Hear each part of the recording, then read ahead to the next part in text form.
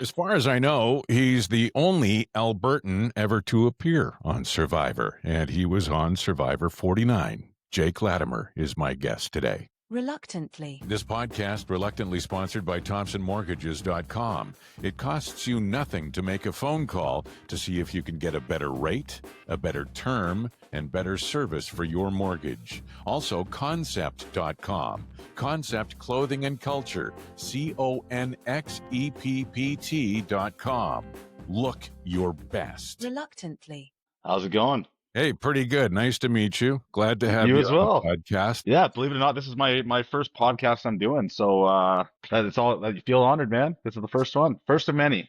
Well, I appreciate you taking the time to do this here today. The whirlwind of events that you have gone through over the last, is it a year or less than a year? I mean, from the start of casting, we're well over a year, right? So yeah, it's been a while. Well, let's start at the beginning. Sure. The Canadian boy made good, and Yeah. what you grew up in Saskatchewan? I did, yeah. So I was actually born in Ontario, Niagara Falls region, Welland, to be precise. I moved to Regina when I was a kid. I went to school there, played hockey there, and then I actually moved to Australia at a very young age. I think I was 18 years old, and headed over the pond to play hockey down there. So Regina is technically like home for me, but obviously I've made a life up here in St. Albert now. So I mean, they're both the prairie region, so it kind of all feels the same, anyways, right?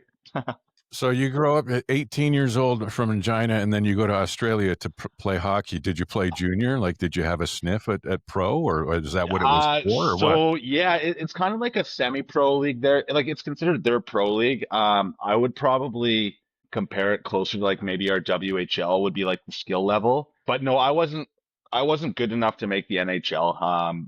So I wasn't gonna like kind of hold on to that dream and keep going for it because I knew it wasn't going to happen, man. And like you got to be a pretty good player to get to the show.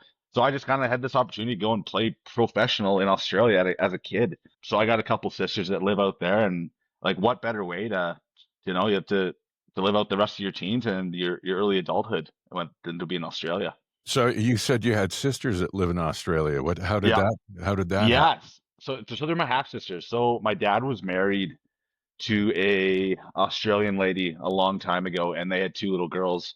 And once they separated, Dad met my mom and had me and my little brother Max. But we have a great relationship still. Like they still talk to my dad almost on a daily basis, and they're like my best friends as well. So like we've kept in touch since I was a little boy, and I go over and visit them. They rarely come over here. I don't think they've ever been over here to visit. But yeah, I see them. Australia's like my second home, so I had back there almost every year. So there when yeah. you were 18 to start playing hockey, how long were you there for? When did you when you were done? Yeah, so I was there for a total of 10 years. So Oh, wow. I left in 2007 or 2008, and I got back in 2017. So I brought my wife Louise home with me from Australia. So I've actually only ever had like Australian girlfriends, which is funny. I was just thinking about that now. I've had like three like serious ones, and they've all been Australian. So, but yeah. So, anyways, I brought her home, and yeah, we've been here since 2017. I brought her to Regina, of all places, and that's a funny story actually, because when I met her, we were only together for about a few months, and my visa was running out in Australia, and I said, like, I gotta go home. I'm not gonna overstay a visa. I like this place too much. I don't want to like screw up my chances. I said, do you want to come back to Canada with me? And she's like, I mean, it's pretty quick and stuff like that. She's like, well, where do you live in Canada? And I said, a place called Regina. She says, that's not a place. Like, don't lie to me. Like, there's no place named Regina. She's like, well, anyway, it's like wherever you're from, like, how cold does it get? And I said, oh, like minus 50, like we've been minus 57 in Regina. She's like, okay, you've lied twice to me now. Like, it doesn't get that cold. Like, you're crazy. But then she actually ended up coming over a few months later, and I think we had the coldest record. Yeah, the coldest day on record in like recent history that winter. So yeah, I wasn't lying. She found out pretty quickly. And she's hated you ever since. She has. She's hated me ever since. No, I mean, like we would go back to Australia in a heartbeat, but I'm like, we just had a kid here. The healthcare is way too good. Like, she had a midwife for free, right, through the healthcare system, and it's just a lot easier to bring up a kid here than Australia. But I will be heading back there at some point. You know, maybe when all this kind of stardom's kind of like over and fading out, and that might be the goal. So we'll see what happens, man. Everything's kind of up in the air right now. Well, we'll talk about the survivor celebrity sort of. Yeah, I don't want to call it a syndrome, but I mean it's certainly your time in on with the light shining on you. We'll talk about that in a bit, yeah. but leading up to that in Australia, you didn't play hockey for the whole 10 years there, did you? No, no. I actually didn't even get through the first season. I had a concussion and then I had a really bad shoulder injury. So I had two concussions that season and shoulder injury. So my time was very, very short there. And the doctor said like you got to shut this down. Like yeah, you're gonna kill yourself if you keep doing this. So I shut it down pretty early there. I still play for fun these days. I'll play with like a couple of beer league teams, but yeah, that was the end of my career. It was slow, but it was fun. Mm. So you play hockey for a year or a season or two Yeah. or whatever it is. How long before you start dancing? Yeah. That was so I was on Australia's Got Talent in 2012. So I'm thinking like 2010. I think it was about a 3 year gap in between the hockey and the dancing. But yeah, it was you know what? When I tell people that I was, well, no, the whole world knows now, but when I tell people like, I was the Magic Mike of Australia and stuff like that, you get mixed reviews, right? So a lot of people don't really understand what the actual show is. They kind of compare it to, when females are dancing at a club. It's not that at all. It's a 3 hour stage show. It's a choreographed dancing stage show that's all comedy. We actually don't get naked. It's just more of a sexy thing for dudes to go and flirt with a bunch of bachelorette parties and stuff like that. But I wouldn't change it for the world, man. I had a great time. I met a lot of people. I made a lot of connections. The reason I kind of shut that down, I'm guessing you were probably going somewhere with that too, but just the party scene was too big. It was, you're drinking every single night, and my body just couldn't handle it anymore. So I had to shut her down for my own health. What did you do between hockey and the was it called the Hot Shots or the Men from Down The Under? Sy- Which the one? Sydney Hot Shots was Okay. was the main group. Yeah, yeah. So in So between hockey and the Hot Shots, what did you do in that 2 or 3 I year was living period? I was living in Tasmania. So do you know where that is? It's a little island right under Australia, and that's where my wife's actually currently from, or where she's from. And then my ex girlfriend, she was from there as well. So I live down in Tasmania. Beautiful, beautiful spot, dude. I'm telling you, like for anyone that wants to go traveling to Australia, if you don't go and see Tasmania, like you are missing out on the most picturesque, beautiful piece of land I've ever seen in my life. Like my dad's gonna be cremated there. I also want to I want to live there. Like to be honest, it's just the most beautiful piece of land. It's not commercialized, which is what I like. Yeah, I mean, you go to New York, like I've just been all over the states, Miami, Orlando, New York, Boston, Sacramento, like San Francisco. Everything's so commercialized, but when you go to Tasmania, it's just you don't see those chain restaurants. You don't see anything like that. It's just fresh produce, fresh, local restaurants run by local people. It's just so amazing, man. But yeah, I lived in Tasmania in between the dancing and the hockey. Australia is massive. I mean, we Huge. look at it on the globe or on a world map, and we see, it's an island out in the South Pacific, that sort of thing. But it's massive. So I would imagine, is Tasmania kind of like the Madagascar to Africa kind of thing? Is it a destination place? I'm going to compare it to something in Canada. It would be like the Prince Edward Island of Canada, Okay. right? So it's very secluded. Like there's a lot of I'm guessing 95 to 98% of Australians have not been to Tasmania. Like it's just people don't go there. It's just kind of its own little thing, and it's unbelievable. Like for anyone watching this, like just look up Wineglass Bay. Like I have it tattooed on the inside of my arm here. One of the most beautiful beaches in the world, and it's just picturesque, man. I should really get a job selling tickets to Tasmania because it sounds like I'm promoting it pretty good here. But I love it, man. You got to check it out. So you meet your wife to be, Yeah. convince her to come back to Regina. How long in Regina before you ended up in St. Albert? 2072. 3 years, I think, because I got posted out here in 2021. So yeah, 3 or 4 years we were in Regina. Living in Pilot Butte, actually. I don't know if you know Regina area. It's just outside. I love Regina, man. I won't say anything bad about it. You can get anywhere in the city in 15 minutes, which I love. Just the winters are damn cold. So, I mean, they're cold up here too. You're a Riders fan? I am a Riders fan. I was actually, the Riders took good care of me. I went back there after I got released for Survivor when I could finally tell people.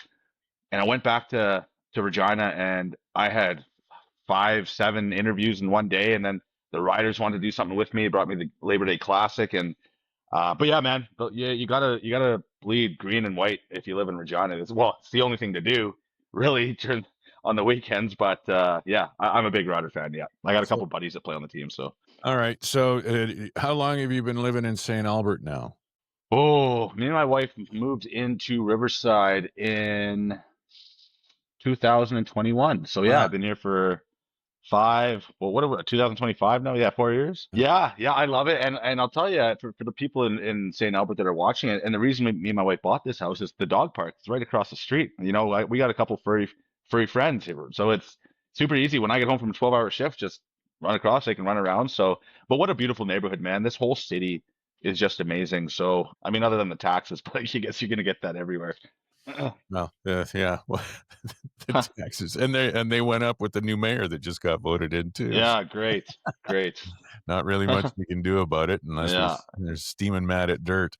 All right, yeah, so we're kind of up to present day almost, and then all of yeah, a sudden you decide that you're going to audition for Survivor. What was the thing like? A lot of yeah. people So. were previously fans. What was the thing that got you to step off that curb? Um, that's kind of an interesting one, and I've said this story quite a few times with different interviews and stuff in America. But I was actually sitting at work, I believe it was. I was on a day shift, and I was on the computers that we have there, and some ad popped up about Survivors now casting, and I kind of just like exited out of it, didn't think much of it. And then during the day, like it was a pretty quiet day at work. I said, Survivor's pretty cool. Like that would like I used to watch it as a kid with mom and dad, right? And you saw it for people that watch Survivor, you saw my story. My family's big Survivor fans. Obviously, I lost touch with it when I moved to Australia, but I kind of just thought about it, and I'm like, I think I'd be pretty good on that show. Like, I'm good at manipulation, and this is way back before I really knew much about how the new era played, right? So I was, yeah, I can manipulate people. I'm a good flirt. I can get girls on my side. Like I had all these like ideas. I'm like, you know what? I'm just going to apply. And I got home and I applied, and it was probably one of the worst application videos they've ever received. Like, I think I had my vest on, like my work gear, and I was slowly taking my vest off, and then my producer from Boston, Caitlin. So I didn't hear anything for yeah, month or two maybe. And then I got a message from a lady in Boston named Caitlin, and she's my to this day my casting producer, and she's like your video was absolutely terrible, but we like you, like we like your personality and who you are, so we're gonna work on that a little bit. And the rest is history. Like, Caitlin, I can't say enough good things about that woman. She made this happen for me, and I'm forever grateful. But yeah, it was quite the process. Reluctantly. This podcast reluctantly sponsored by ThompsonMortgages.com. Did you know that 60% of Canadian mortgages come up for renewal in 2025 and 2026? Is yours one of them? This is a great reason why you should reach out to ThompsonMortgages.com. Don't just docu-sign that email that comes from your current lender. Reach out to ThompsonMortgages.com. Ask Mike or any one of the team members if you should be on a fixed rate, a variable rate. What kind of terms should you be looking at? These are great questions for anyone at ThompsonMortgages.com. And if you do reach out, please let them know that you heard about this on the Reluctantly podcast. So you do the video, takes a month or two before they even get back in touch with you. Was there a bunch of coaching? You said they can work with you. Was there a bunch of coaching that they had to do with you to get you ready for the show? I wouldn't say coaching, no. It's just basically saying like, there's a point in the casting process where you talk to Jeff Probst, all right, and it's pretty actually early on in the process, and she's like, don't hum and haw and like like those kind of things, right? And I can't give too much away, but she'd coach very minimally, but just saying, hey, just don't do this. Try to do more of this. And then, but at the end of the day, I have to get on because of my personality. I can't be coached like to get on the show. Like they don't want to do that. They just want you to be you, but maybe just, smile more for the camera, little things like that, right? So That would be me. The downfall of me. I could be happy as you could have just given me $10,000 and I'd be sitting here with the same look on my face. yeah, and that's it. And I think that's one of the reasons I actually got casted on the show because I've been told by, and I'm not being cocky here, but I have been told by numerous people, like even growing up, that I have a very contagious smile. And I'm always smiling. Like, I could be crying, but I'm smiling. Like I always have the smile on my face. So I think that really helped me out is getting in the show. And that's what people want to see too, right? A smile is contagious through television. If you can make people smile on the couch, you're doing your job. And I think that's one of the reasons I got in the show. I know there's a certain limitation as to what you can and can't talk about and all of the things that go with that. But I mean, obviously you're back and it's known that you were on the show and you let everybody know on your social media. From the time when you were doing the interviews to the point where you traveled to the island, how much time was that? When I got told I was on the show until the time I went to the island, Yeah. about a month and a half.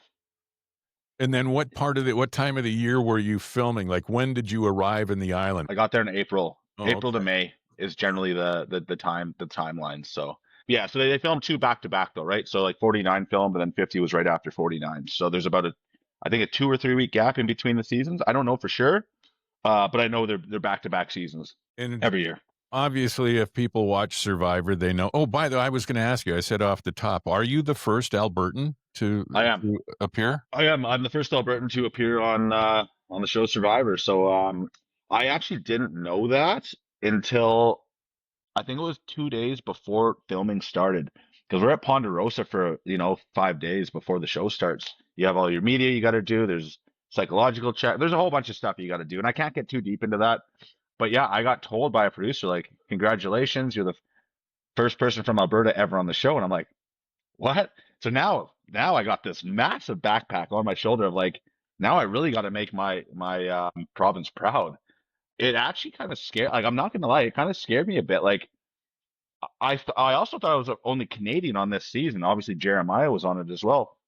But having that load on your back of being the representing Alberta for the first time ever on the greatest show in the history of the world, like in my opinion, it was a special feeling. I'll tell you that. Yeah, there's been a bunch of Canadians on there. And it's funny, you talk about how you were watching it as a kid. I remember watching the very first Survivor. And with Survivor 49, that means it's 24 and a half years that this has been Yep. going on. Yeah. So, It's a long time. I mean, you're not that old of a guy. So when Survivor 1 was on, you were probably, what, 10, 12 years old? 10, yeah, 10 to 12, somewhere in there. Yeah. So I'm 36 now, and yeah, 24 now. Yeah. I remember Jeff Probst. He doesn't age, man. I mean, like a little bit, but he's the ageless wonder.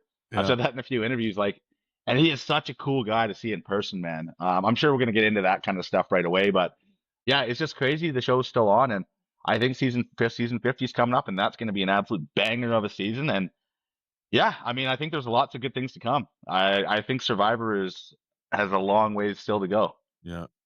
So you get to the island. It's back in March, April, May, whatever. April, I guess is what you said. Yeah, And you hop on the boats, and everybody's on the boat. Nobody knows each other. You get off the island. You're part of the Keli tribe. Kela. Yeah. Yeah. And I mean, my wife and I watch it, but I mean, it's so far down. We're into they're picking the jury members. So it's because it's every week. It's like 8 weeks ago that you were on the show already. Yeah. It- Yeah, you know what? It's tough, and I'm sure we're gonna get into the snake thing, but this 8 weeks has gone by so fast because I've been at like a watch party somewhere in America or Canada every Wednesday, and then all this other stuff going on with it too. So yeah, that's crazy. 8 weeks, eh? I'm just thinking about that now. That's insane. Yeah, that's crazy. So you get on the Kela tribe, and you got your original tribe on there, and I know it didn't go swimmingly for the tribe the first few episodes. Yeah, tell me about it. had a tough go of it and all of the stuff. It's funny that I would just look at the picture of all of you from your Instagram post, you holding the Kela flag, and Soph is still there. what's his? I have the hardest. Alex. Alex, yeah, I have the Yeah. hardest time remembering the names of all of the contestants until it's down Yeah. to the final five. But Yeah. and those are the only two that are still left on the show at the time that we're recording this. So Yeah. obviously, you people who watch the show know you got bit on the foot by the snake, and then I mean, oh, before we get to the snake thing, I wanted to Yeah. ask. You first get into the boat. You don't know anybody. You pull up onto the island, Yeah. and there's the first night. Like, is it obviously when we're watching, it seems like it's just the tribe. It's just the people in the camp. How many cameras are all around you and stuff? Like, I are mean, you? there's a lot. So CBS actually they put on their Instagram page a few weeks ago a lot of background shots of all the cameras, like when we're all standing around and stuff. There's a lot. There's a lot of cameras. I mean, every time you go into the jungle, you got 3 or 4 cameras following you with, booms and everything. And for the first, I'd say 30 minutes to an hour, well, Alex was on his little tribe supply, whatever they call it, to bring back a pot and machete. Like we talked as a group. I'm like, this is kind of like weird. Like it's everywhere you go. Like you kind of feel. I'm Canadian. I apologize about everything. And when we're walking to the water well, and you got 3 or 4 cameras going backwards, and one guy like trips over a branch and he goes down to his back, and then I say, "Oh, dude, you okay? Sorry." And they're like, "Don't talk to production. Don't talk to production." So then they go, "Okay." So you get him up and keep going, but you get used to it pretty quick. But then it was funny because when Alex showed up, we're all kind of already used to it already. It's been a couple hours, and then he goes through it. So it was funny watching him like do the same kind of stuff we were doing. But yeah, you get used to it. But there's a lot of cameras. There's a lot more. Whatever you think there is for cameras, like times it by 10. It's crazy. I wonder about the privacy aspect of it. Like, you're going to sleep, there's cameras. You wake up, Yeah, there's cameras. You go to get water, there's cameras. You're looking for an idol, there's cameras. There's cameras yeah. everywhere. You can't So do anything without a camera. Even, I mean, there was one night, I think it might have been the first night, we slept on the beach. They didn't show much of where we slept, to be honest, on the edit, but we all slept on the beach. And I woke up in the middle of the night and there was a camera. Like, we don't have a watch there. We don't know what time it is. It was pitch black though. And there's a camera like right in my face. And I'm like, what are you doing? Like, I'm not looking for anything. But apparently I was snoring really loud and pissing off everyone. So they didn't put that in the edit either. But I think they were just trying to get my snore. But it scared the crap out of me. Yeah, and you were talking about like privacy and stuff, bathrooms as well. They do respect that. If you need to go and use the ocean to go to the bathroom, they will not follow you. However, if you want to go to the bathroom in the jungle, they kind of like you could be idol searching, right? They need to catch those moments on camera, right? For the story. So yeah, you might have a camera follow you that way. So I never went that way to go to the bathroom anyways, but that's what Survivor is though. They're there to get the footage. They're there to get the story and to make the show the show. So the going to the bathroom part in the ocean, like, is there a separate little lagoon that's Yeah. the poo lagoon? Yeah, or we kind of made a little spot as the group. We just kind of said, hey, we had a little rock pool that was about, I'd say like half a football field away from where our camp was. And on the other side of the rock pool, the rocks kind of blocked any view from the camp. So we kind of made that like the designated, like if you got to go to the bathroom. However, nobody was really using it because we weren't eating. We didn't win anything. So I mean, you didn't really have anything you had to get rid of. So but yeah, we had, that was kind of our spot. So we called them aqua dumps on the show. That's one of the biggest questions I get asked. Like if I do like a Q&A or something at a watch party, like where do you go to the bathroom? Yeah, we do aqua dumps. And what's an aqua dump? Well, this is exactly what it sounds like. The old aqua dump. Yeah. So when you were there and trying to start playing the game, and then all of a sudden you get bit by the snake and they take you in for care.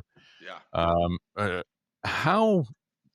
I mean, there was a sense of urgency when people are watching the show, but how freaked out were you? And like, did you just think nothing of it at first, and then all of a sudden kind of panicked when they told you what it was? I've told this story a million times now, and I've always told it with not a lot of detail because I've been on a time frame for like these X interviews. But yeah, when I was sitting there and I made a point every day I went down to the beach, and it was just because our team wasn't doing good and morale was very low in the camp. And I'm kind of the guy, I'm even growing up on hockey teams and stuff, I'm the kind of the guy to pick everyone back up. I'm the life of the party wherever I go, right? And I'm just being honest with that. And I was even like feeling like really like down in the dumps. Like, you're not eating, but you got to remember, you're playing Survivor. This is what it's all about. So I just kind of took 5-10 minutes out of my day every day, and I just went down and I sat in the ocean because we had a beautiful view, man. It was crystal clear water, turquoise water. And I just kind of talked to my family, like my loved ones back home, my wife, my dad, like they were beside me. I just shut my eyes and, Dad, we screwed up again. We didn't, we went to tribal council, like, and that's kind of what I just did. And it kind of grounded me. And just for some reason that day, my eyes were shut, and I was just doing what I did every single other day. And I just felt like a nibble on my foot. There was no pain. It was more like, the best way to kind of describe it would be like a crab claw, if that makes sense. I don't know if you've ever been like pinched on your toe, like in the lake or something by like a shell or a crayfish or something. But it wasn't painful. But then when I opened my eyes, and I don't like snakes off the bat anyways. Like, I'm not a big snake fan. I stay away from them if I can. But when I seen this snake and its mouth was completely wide open, and I use the word latched because I think that's the best word for it, but it was latched on the bottom of my foot. But I didn't really know what the thing was. So I just kind of got up and I said, like, Jeremiah, Alex, like, guys, check this out. And then production, I saw a lot of panic on production. I'm like, okay, like, what's going on here? Like, is this something like dangerous? And that's when Alex went and found the book. And as you saw on TV right there, a very highly, highly venomous snake. And then that's kind of when I went into like blackout mode, because if this is a highly venomous snake and I'm in the middle of Fiji with no hospital anywhere near me, like, I'm probably going to die in the next half an hour.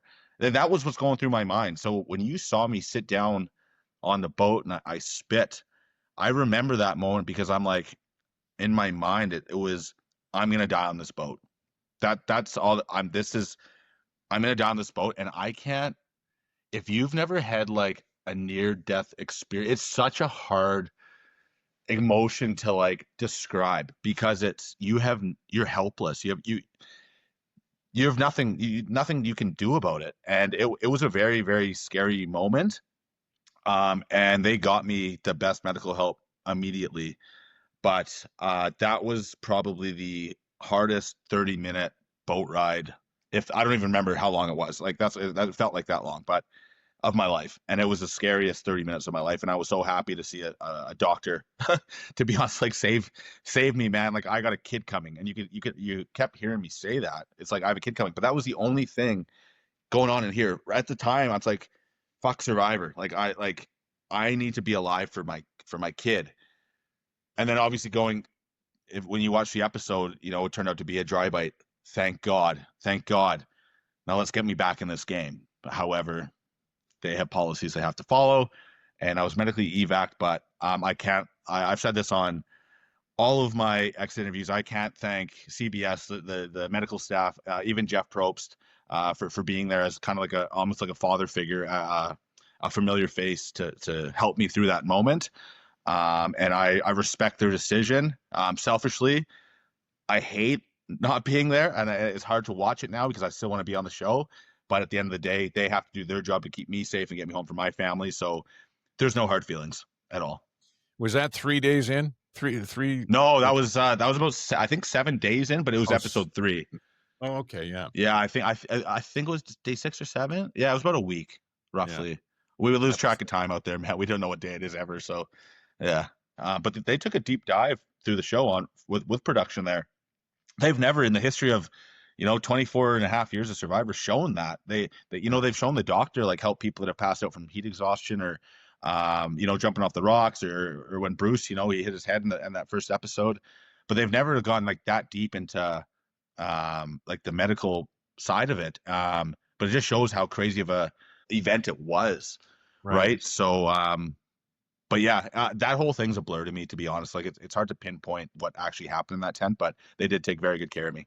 So All right. you get out of the medical thing. You get evac to Australia. A Yeah. couple of days goes by, and then they didn't hang on to you. That like as soon as you were well enough, they got you back home, right? Yeah. And yeah, so they took me to Australia just in the air of caution. Okay. So they just wanted to, second opinion. And I'm happy they did. I'm super happy they did. The Fijian hospital took very good care of me. But at the end of the day, they need to save their own ass and they need to get a second opinion. And yeah, no. So I went to Australia. And it was good because I actually did get to catch up with my sisters for a day, before I came home. And this is the cool part because this is a movie, man. And I'm telling you, like when I tell this story, it sounds like something out of a movie. I got home 42 hours before my kid was born. So like I got to play Survivor. I was playing for my kid. I was gonna miss the birth.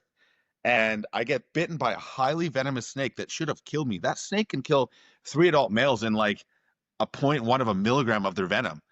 And I survived it. And I got home for the birth of my kid. Like it's did I still want to be on Survivor? Absolutely I did. But come on, like that God works in mysterious ways. And I mean, I can't be mad about that. So, and he's just the most beautiful little boy. I'd bring him down here right now, but he's teething and he's just been crying all day. So, but yeah, it's a blessing in disguise. But I'm just very thankful for the medical staff to get me home safely, so I could be a part of that. Reluctantly. This podcast reluctantly sponsored by Concept Clothing and Culture.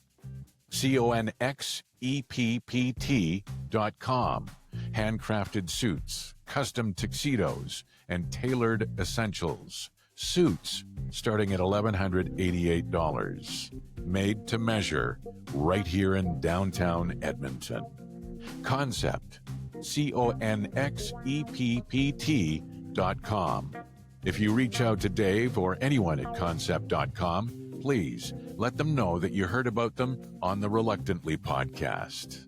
We start with a conversation, style, fabric, and color analysis, measured and handcrafted within 4 weeks. It ends with confidence. Concept.com. Are you a spiritual guy? I'm getting more spiritual. I am a Christian. I am, I was born into an Anglican family. My wife is a very, very Christian person. She ran a church group or a youth group in her church back in Tasmania. And then I was in Honduras with Jonathan Young and Mikey and all those guys, and they're full on church guys, right? And they were telling me like we had some pretty deep conversations there, and they're like, dude, this was God. This was God like getting you home.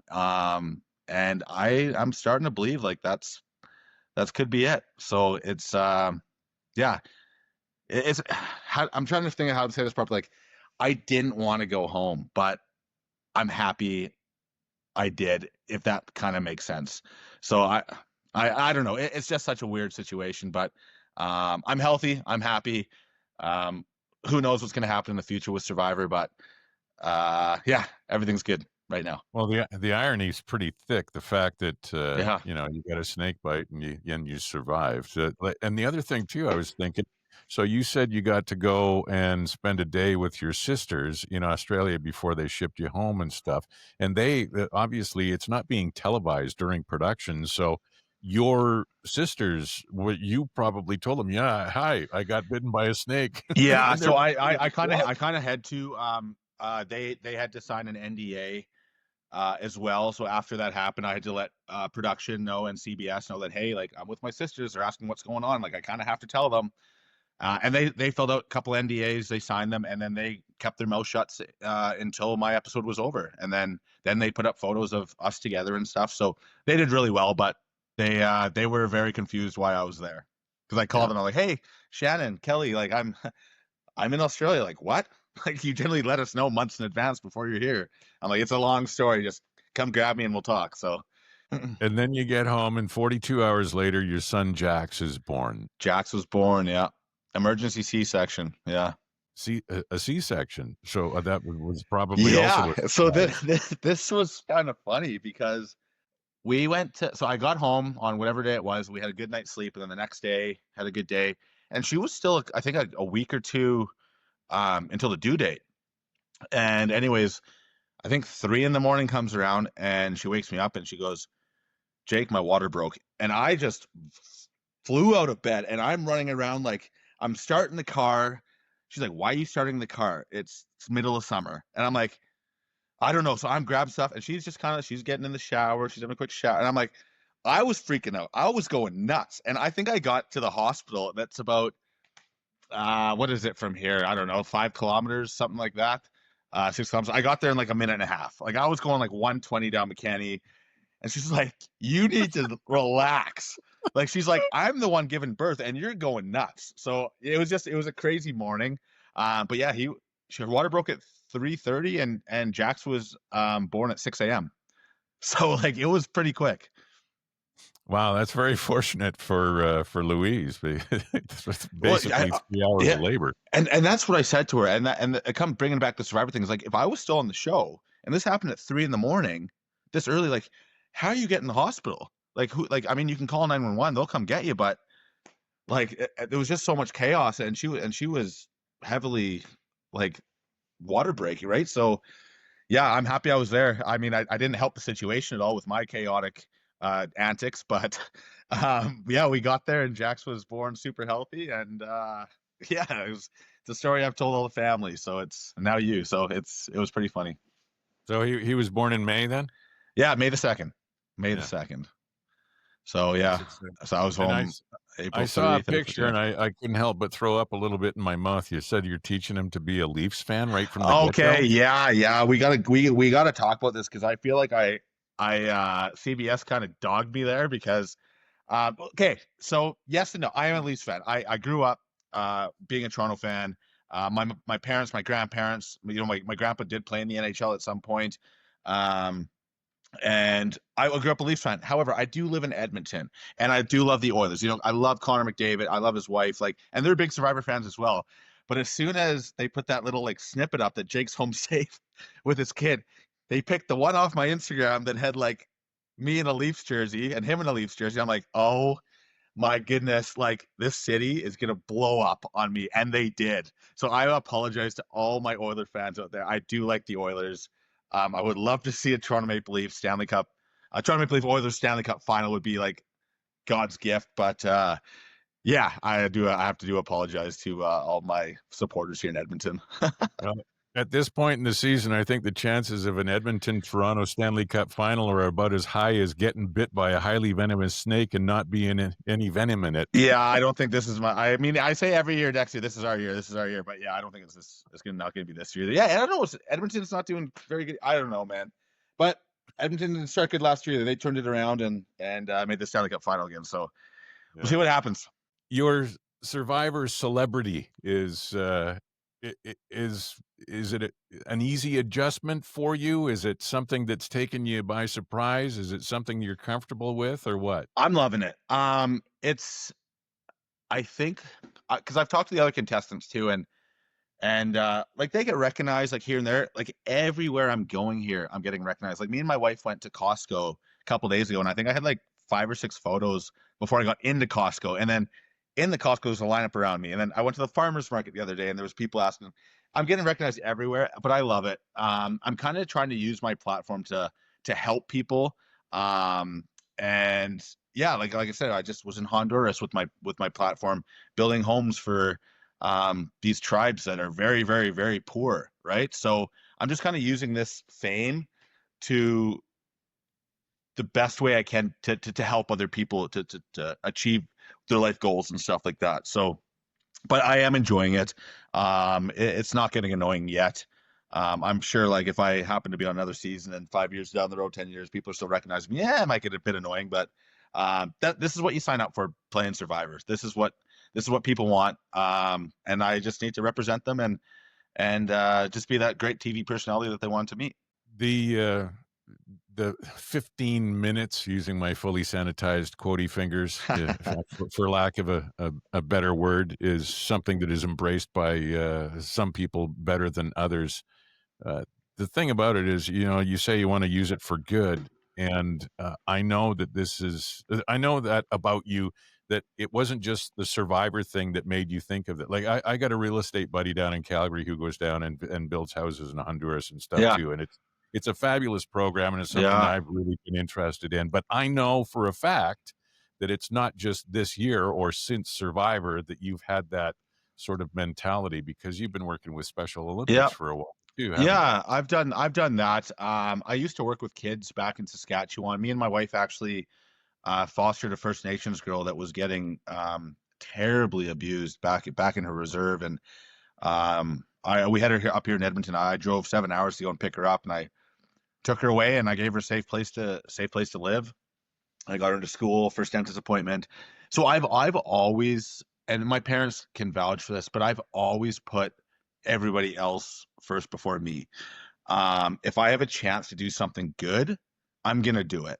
And now just having this platform of being Survivor and being, well known in the community and a reality TV show star, it's just given me that kind of upper level of helping now. Like I would have never, like I might have been able to go to Honduras with some sort of church group, but like for me to go with some big time survivors like Jonathan Young, who's on season 50, Mike was on season 42 with Jonathan, Heidi. Then we had Megan, the actress from Tampa. We had, a couple of influencers, Saucy Seth and Elvis. And there's just like these big names and with a camera crew. And it was just like, yeah, I don't know, man. It's just, I've always put people before me, and I'm going to continue to do that, whether it's with this platform, without the platform.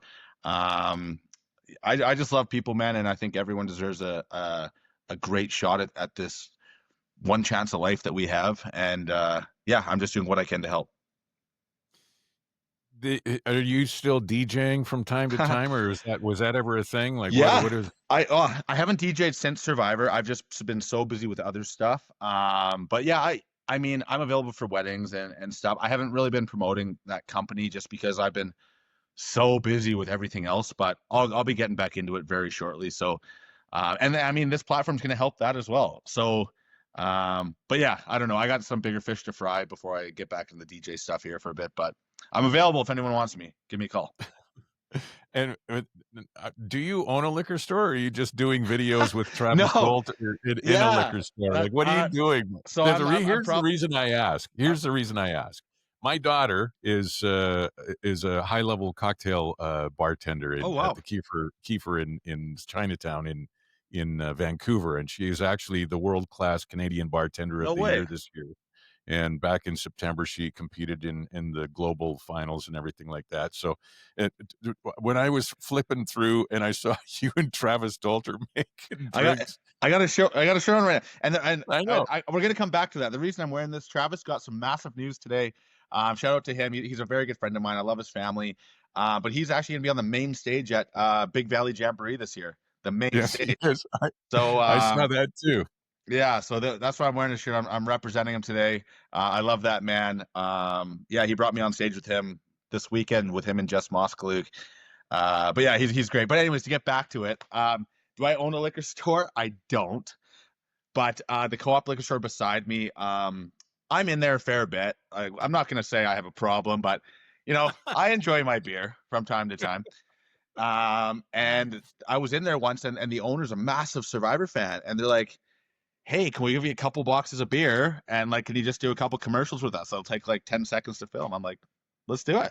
So yeah, that's about it. I just did a couple for them and enjoying it.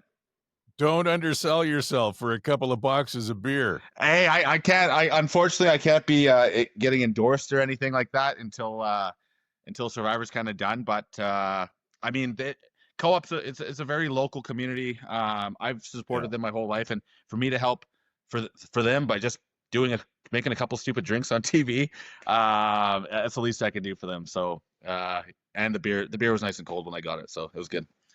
And I know you can't talk about it, but just considering what you went through on Survivor49 and how they've had people return to the show in the past, if I was a betting man, or if I had to guess, and you don't have to say anything because I know you can't, but it wouldn't surprise me if you all of a sudden showed up on another season of Survivor just because of the circumstances with you leaving the way you did. Yeah. And I mean, what I will say about that, and like I said, I can't say too much, but if I have a chance to play Survivor again, I'm going.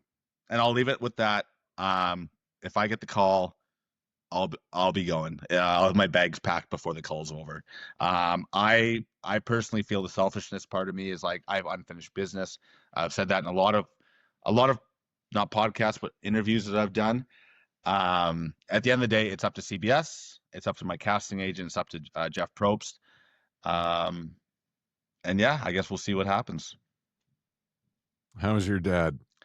My dad's good. He's I got to watch episode 2 with him in Edmonton at Central, and I actually watched his face more than the show. And for him to see tears coming on his face, that he would, because he's still able to see it, and just to see the joy on his face. You're a father. I mean, just to see the joy on his face, it meant more to me than that episode. But yeah, he's very proud of me. You know, I got a bunch coming down the pipe here that he's proud of me for as well. So that was my goal: make him proud, make my family proud. Hopefully, hope to bring home $1 million to help out with everything. Obviously, that didn't happen, but yeah, he's my best friend, and yeah, he's coming up here in a couple of weeks, so I can't wait to see him. Very good. I appreciate you taking the time today, and I hope maybe sometime we can sit across the table from each other and have a beer. Hey, you let me. My fridge is always full, man. You let me know when you want to have a beer. I'm a quick bike ride away. Yeah, all right, buddy. Dude, thank you so much, man. I look forward to sharing this, and it's been an absolute pleasure talking with you, buddy. I actually got to go to Special Olympics like right away here, anyways, too. So. Oh, is that right? Okay. Yeah. I'll let you get going to do that. The best to you and Lou and Jax, and thank you. We'll talk again soon. Thank you very much, sir. It's been a pleasure to meet you. Reluctantly. This podcast reluctantly sponsored by ThompsonMortgages.com. It costs you nothing to make a phone call to see if you can get a better rate, a better term, and better service for your mortgage. Also, Concept.com. Concept Clothing and Culture. CONXEPPT.com. Look your best. Reluctantly.